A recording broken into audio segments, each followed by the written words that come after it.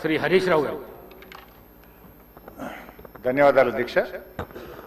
నేను గౌరవ మంత్రి గారిని సూటిగా ఒక 5-6 ప్రశ్నలు మాత్రమే అడుగుతాను, ఉపోద్ఘాతంలోకి వెళ్ళను అధ్యక్ష. ముందుగా అసలు ఈ మూసీ మోడర్నైజేషన్ ప్రాజెక్టుకు ఎంత ఖర్చు అవుతుంది? ఒకసారి ముఖ్యమంత్రి గారు 1,00,000 కోట్లు ఖర్చు పెడుతున్నామన్నారు, ఒకసారి 1,50,000 కోట్లు ఖర్చు పెడతామని డిఫరెంట్ టైమ్స్లో డిఫరెంట్ స్టేట్మెంట్స్ వచ్చాయి. అసలు ఈ మూసీ ప్రాజెక్టు సుందరీకరణ మీద రాష్ట్ర ప్రభుత్వం ఎంత ఖర్చు పెట్టాలనుకుంటుంది? ఎందుకంటే ఒకవైపు పిల్లల స్కాలర్షిప్లు ఇవ్వమంటే డబ్బులు లేవు, కోసుక తింటారా అంటున్నారు, లేదా రిటైర్డ్ ఎంప్లాయీస్కు డబ్బులు ఇవ్వండి అంటే డబ్బులు లేవంటున్నారు. మూసీ సుందరీకరణ మీద 1,00,000 కోట్ల 1,50,000 కోట్ల ఎంత ఖర్చు పెడతామనుకుంటుంది ప్రభుత్వం? సూటిగా సమాధానం చెప్పండి. 2, ఇప్పటి వరకు మూసీ సుందరీకరణలో ఎన్ని నివాసాలు కూల్చివేశారు? ఆ కూల్చివేసిన నివాసాలకు 2013 భూసేకరణ చట్టం కింద పాత ఇండ్లకు కంపెన్సేషన్ ఇచ్చారా, వేజ్ లాస్ ఇచ్చారా, లేదా సింపుల్ గా కేసీఆర్ గారు కట్టిన డబుల్ బెడ్రూమ్ ఇళ్లలో అసైన్మెంట్ చేసి పంపారా? 2013 భూసేకరణ చట్టం ప్రకారంగా 14.5 లక్షల రూపాయల డబ్బు ఇవ్వాలి వాళ్ళకు, పాత ఇంటికి R&Bతో ఎస్టిమేట్ చేసి డబ్బులు ఇవ్వాలి, అదేవిధంగా సెలబుల్ రైట్స్ తో కూడినటువంటి 200 గజాల స్థలంలో కట్టిన ఇల్లు ఇవ్వాలి. ఆ రకంగా ఇచ్చారా, ఇవ్వలేదా, ఇస్తే ఎప్పట్లోకి ఇస్తారు, ఎన్ని నివాసాలు కూల్చారు? ఇంకా మీరు ఐడెంటిఫై చేసి కూల్చవలసిన ప్రభుత్వ ప్రైవేటు ఇల్లు ఎంత భూమి ప్రభుత్వ ప్రైవేట్ సేకరిస్తున్నారు? సమాధానం చెప్పండి. నంబర్ 3, గౌరవనీయులు మంత్రి గారు మాట్లాడుతూ ఆన్సర్ సిలో ఏమన్నారంటే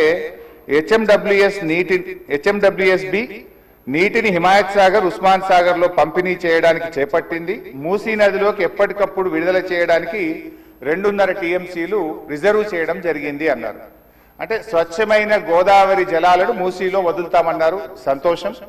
మరి ఈ 2.5 టీఎంసీల గోదావరి జలాలు ఎక్కడి నుంచి తెస్తున్నారు?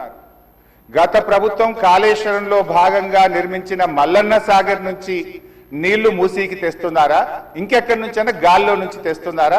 ఆ 2.5 టీఎంసీలు కాళేశ్వరం ప్రాజెక్టులోని మల్లన్న సాగర్ నుంచి వస్తున్నాయా, ఎక్కడి నుంచి వస్తున్నాయో సమాధానం చెప్పండి. తర్వాత అధ్యక్ష, ఈ మూసీ మీ నియోజకవర్గంలోని వికారాబాద్ నుంచి ఆ అనంతగిరి కొండల నుంచి స్టార్ట్ అవుతుంది.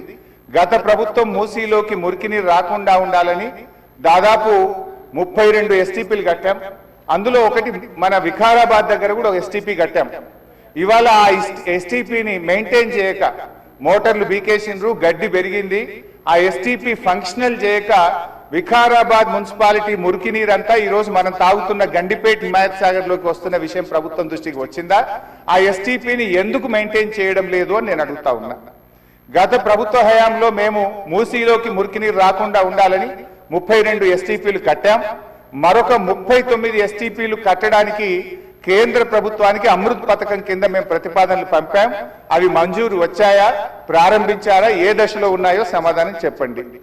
తర్వాత అధ్యక్ష, చివరి క్వశ్చన్, మరి మొన్న వరదలు వచ్చినప్పుడు మూసీ గేట్లు ఒకేసారి తెరిచి ఉద్దేశపూర్వకంగా ప్రజల ఇళ్లు మునిగిపోవాలి, రోడ్లు మునిగిపోవాలని ఈ ఉద్దేశపూర్వకంగా గేట్లు ఎత్తి ముంపు గురి చేసిన విషయం ప్రభుత్వం దృష్టికి వచ్చిందా? ఎందుకంటే పైన ఎంత వర్షం పడుతుంది, ఫ్లడ్ ఎంత ఉన్నదో చూసుకొని ముందే గేట్లు కొద్దిగా ఎత్తితే స్లోగా గ్రాడ్యువల్ గా ఫ్లడ్ బయటకు పోతుంది. కానీ గేట్లు నింపి ఆపిపెట్టి ప్రాజెక్టు మొత్తం నిండిన తర్వాత ఒకేసారి గేట్లు తెరవడం ద్వారా ఓఆర్ఆర్ యొక్క మరి పక్కనుండేటువంటి రోడ్లు కానీ ఓఆర్ఆర్ యొక్క మన పక్కనుండే రోడ్లు, ఇండ్లు ముంపు ఉద్దేశపూర్వకంగా కావాలనే ప్రభుత్వ పెద్దల యొక్క ఆదేశాలతో ఈ గేట్లు ఎత్తి ముంపు గురి చేసిన విషయం ప్రభుత్వం దృష్టికి వచ్చిందా? ఎందుకు ఆ రకంగా గేట్లు ఎత్తారు?